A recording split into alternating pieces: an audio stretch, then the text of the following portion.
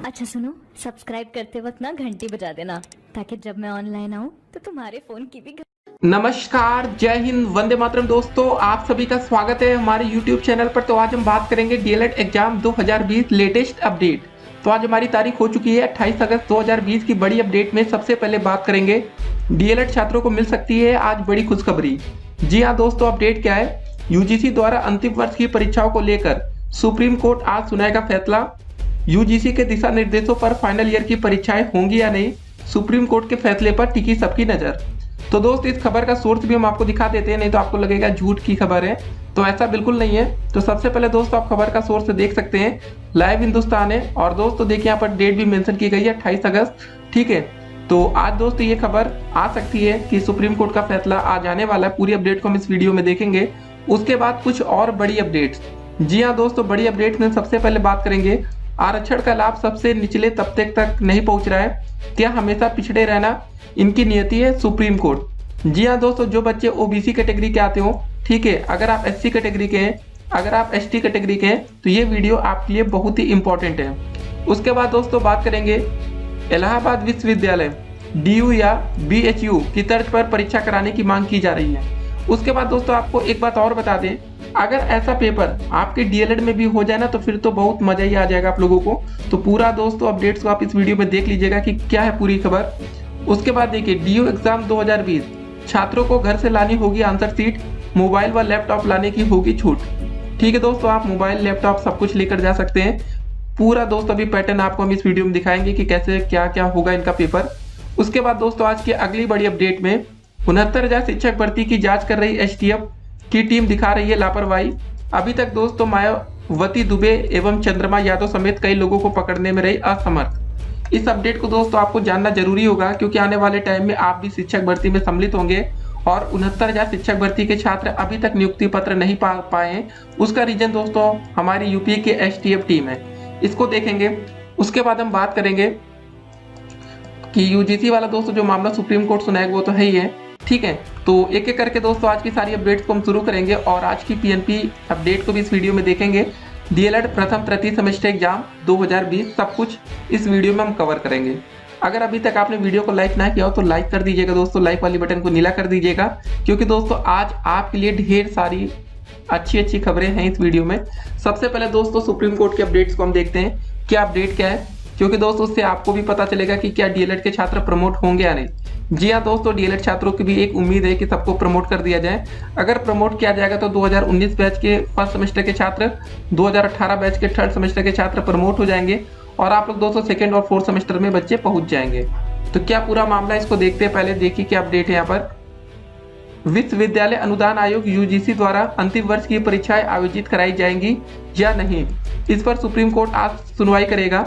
न्यायमूर्ति अशोक भूषण की अध्यक्षता वाली 3 न्यायाधीशों की खंडपीठ सुबह 10:30 बजे अपना फैसला सुनाएगी।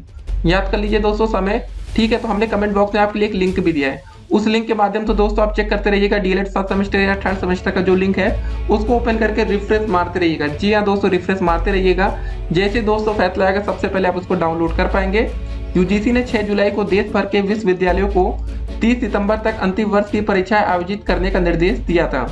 उसने कहा था कि अगर परीक्षाएं नहीं हुई तो छात्रों का भविष्य खतरे में पड़ जाएगा। तो बात तो दोस्तों यहाँ पर डीएलएड में भी आती है कि अगर आपका पेपर नहीं हुआ तो आपका भविष्य खतरे में हो सकता है। उसके बाद देखिए, यूजीसी के इस कदम को लेकर देश भर के अलग अलग संस्थानों के छात्रों ने सुप्रीम कोर्ट में याचिका दायर की थी। इसमें अंतिम वर्ष या सेमेस्टर की परीक्षाओं को रद्द करने की मांग की गई थी। याचिकाकर्ताओं ने सुप्रीम कोर्ट से कोविड-19 के डर के चलते ऑनलाइन या ऑफलाइन परीक्षाओं को रोकने पर विचार करने और इसकी बजाय यूजीसी को छात्रों के पिछले प्रदर्शन और आंतरिक मूल्यांकन के आधार पर परिणाम घोषित करने की मांग की थी।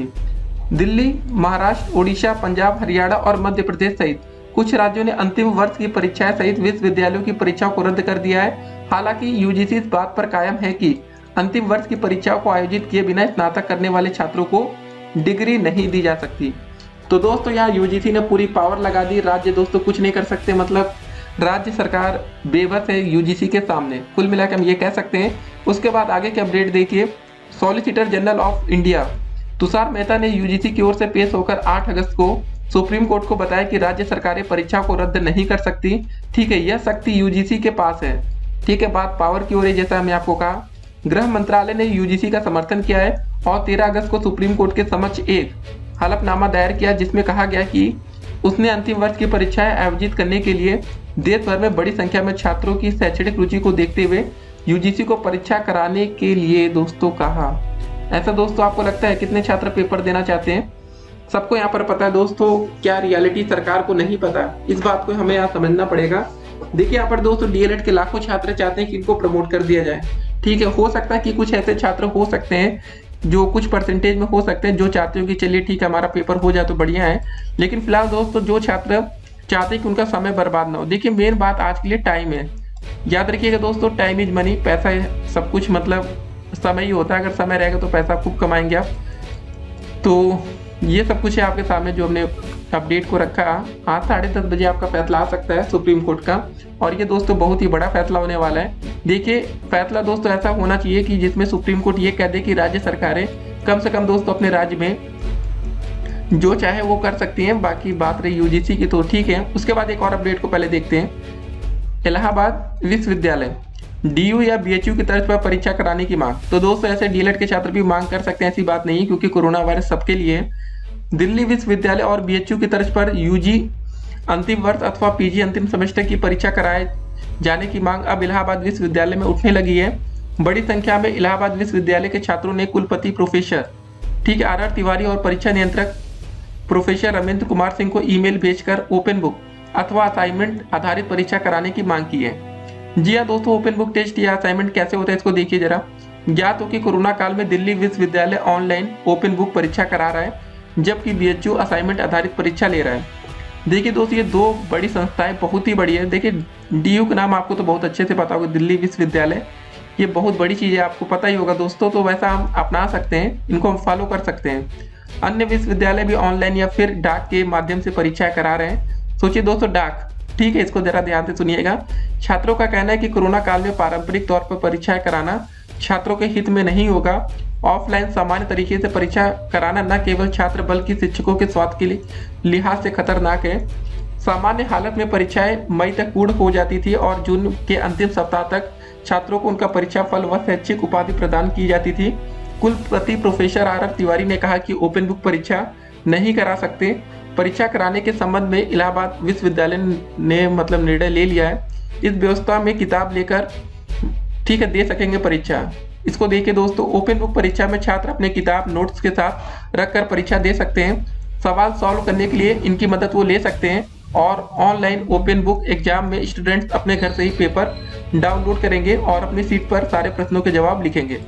सोचिए दोस्तों ये बहुत अच्छी व्यवस्था है। देखिए यहाँ पर हम क्या सोच रहे हैं ना, यूपी के छात्र कहीं नकल ना कर लें, ऐसा हम सोच रहे हैं, तो ये दोस्तों बिल्कुल गलत बात होगी, क्योंकि इस समय हमें छात्रों की भी मानसिक स्थिति को समझना पड़ेगा। देखिए दोस्तों होता क्या है कि अगर कोई भी व्यक्ति 10 साल पहले नौकरी पा चुका है, तो अगर उससे हम 10 साल बाद फिर से कहें कि चलिए एक बार और पेपर दीजिए कि आप नौकरी पाने के काबिल है या नहीं, तो डेफिनेटली दोस्तों उसके उतने अंक नहीं आ सकते, भले वो नौकरी कर रहे हो। तो बस वही बात है दोस्तों, जो पेपर मई में जून में हो जाना चाहिए वो इतने लेट हो रहा है, तो सिंपल सी बात है छात्र भी कुछ ना कुछ उसको भूल चुके होंगे। समझिए इस बात को, जैसे डीएलएड के फर्स्ट सेमेस्टर और थर्ड सेमेस्टर का कल को पेपर हो जाए, इसका मतलब दोस्तों ये बिल्कुल नहीं होने वाला कितना ज़्यादा समय मिल गया तो डीएलएड के छात्र बहुत ज़्यादा पढ़ लिए होंगे। ऐसा नहीं होगा। बहुत से छात्रों ने पढ़ाई छोड़ दी, बहुत से छात्रों को लगा कि अब फर्स्ट और थर्ड का पेपर नहीं होगा, हम सेकंड और फोर्थ की तैयारी कर लें। ठीक, उनको तो लगा उनको प्रमोट कर दिया जाएगा। इस बात को हमें यहाँ समझना पड़ेगा। तो ऐसे दोस्तों पेपर कराना सही नहीं होगा। जो डीयू या बीएचयू में जैसे हो रहा है पेपर, वैसे कराएंगे तो एक बेहतर विकल्प होगा, क्योंकि दोस्तों वो बड़ी यूनिवर्सिटी है और उनको हम फॉलो कर सकते हैं। ठीक है, देखिए डीयू में क्या था दोस्तों कि छात्रों को घर से लानी होगी आंसर शीट, मोबाइल व लैपटॉप लाने की भी छूट होगी। दिल्ली यूनिवर्सिटी ने कहा है कि 14 सितंबर से शुरू हो रहे फाइनल ईयर फिजिकल एग्जाम भौतिक रूप से अंतिम वर्ष की परीक्षा में स्टूडेंट्स को अपनी आंसर शीट लानी होगी।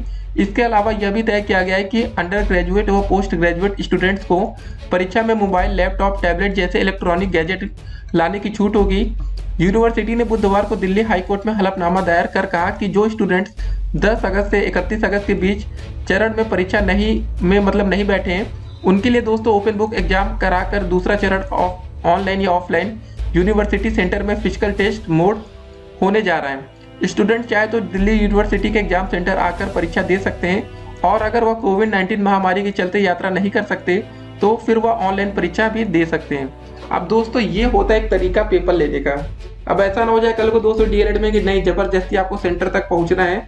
देखिए यहाँ पर स्टूडेंट्स पर छोड़ा गया है। सबसे बड़ी दोस्तों इस समय हमारे देश में दिक्कत आपके सामने रखते हैं, क्या दिक्कत क्या है।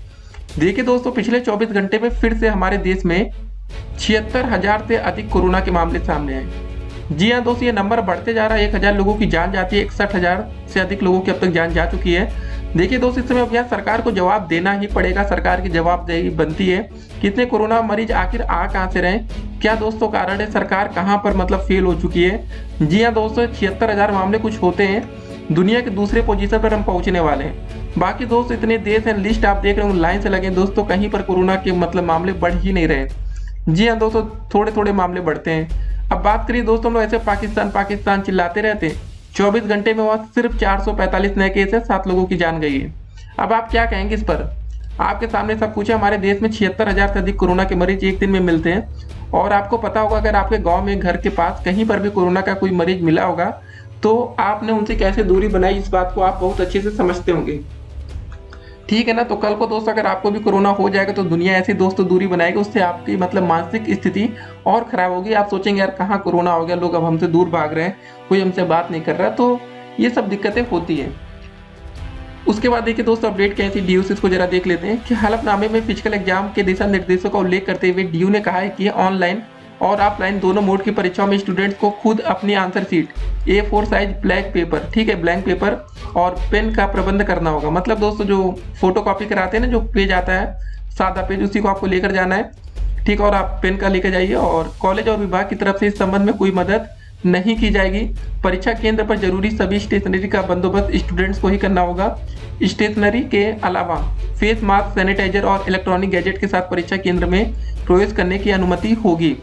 हलफनामे में यह भी कहा गया है कि प्रश्न पत्र के प्रिंट आउट के बजाय उसकी सॉफ्ट कॉपी व्हाट्सएप या ईमेल पर भेजी जा सकती है। लेकिन अगर कोई स्टूडेंट प्रश्न पत्र का प्रिंट आउट चाहता है तो इसके लिए वह कॉलेज या डिपार्टमेंट से अनुरोध कर सकता है। डीयू के डीन ऑफ कॉलेज बालाराम पाड़ी ने कहा है कि कोविड-19 के बीच कम से कम कंटेंट, ठीक है ना, मतलब कॉन्टेक्ट सुनिश्चित करने के लिए स्टूडेंट्स को अपनी आंसर शीट लाने के लिए कहा गया है। आंसर शीट को सैनिटाइज नहीं किया जा सकता। प्रश्न पत्र व ओपन बुक एग्जाम का स्टडी मटेरियल देखने के लिए गैजेट की भी मतलब जरूरत होगी। परीक्षा का दोस्तों दूसरा चरण डीयू ओपन स्कूल व NCWEB के स्टूडेंट्स के अलावा फाइनल ईयर के उन अंडर ग्रेजुएट व पोस्ट ग्रेजुएट स्टूडेंट्स के लिए आयोजित की जा रही है जिन्होंने या तो पहले चरण का एग्जाम दिया ही नहीं था या फिर परीक्षा के दौरान वह अपनी आंसर शीट अपलोड नहीं कर पाए थे। ठीक है दोस्तों, इस तरह पेपर होगा तो बढ़िया रहेगा।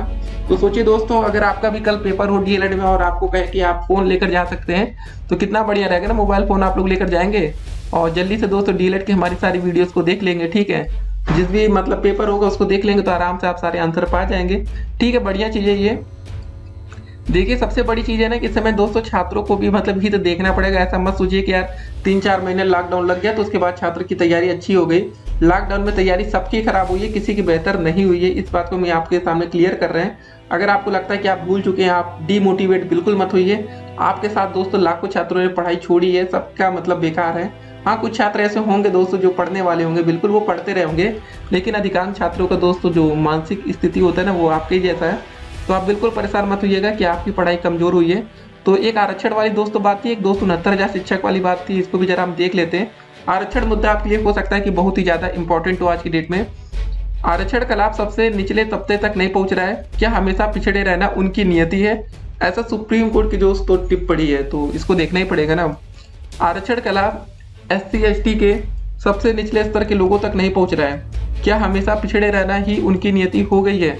आरक्षितों के मतलब वर्गों में विशेष वर्ग को प्राथमिकता देने के लिए सरकार को अधिकृत करने का फैसला देने वाली सुप्रीम कोर्ट की संविधान पीठ ने मामले को बड़ी पीठ से मतलब रेफर करते हुए यह टिप्पणी की है।